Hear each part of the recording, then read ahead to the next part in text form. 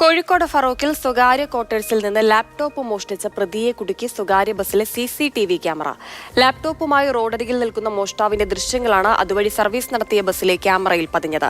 കൊടുവള്ളി കിഴക്കോത്ത് സ്വദേശി മഖനൂസ് ഹാനൂക്കിനെ Farooq police arrest ചെയ്തു.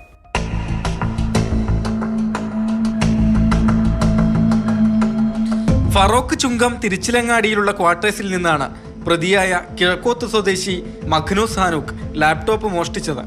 തിങ്കളാഴ്ചയാണ് 50,000 രൂപയ്ക്ക് മുകളിൽ വിലയുള്ള ലാപ്ടോപ്പ് മോഷ്ടിച്ചത്. കാക്കൂർ പോലീസ് രജിസ്റ്റർ ചെയ്ത പോക്സോ കേസിൽ ജയിലിലായിരുന്ന ഇയാൾ പുറത്തിറങ്ങിയിട്ട് ദിവസങ്ങളായിട്ടേ ഉള്ളൂ.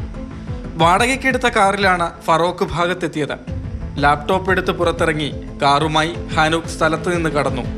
കാറിൽ കയറുന്നതിന് മുൻപ് അതുവഴി കടന്നുപോയ സ്വകാര്യ ബസ്, അതിലെ CCTV ക്യാമറയിൽ പതിഞ്ഞ ദൃശ്യങ്ങളിൽ നിന്നാണ് മോഷ്ടാവ് ഹാനൂക്കാണെന്ന് പോലീസ് തിരിച്ചറിഞ്ഞത്.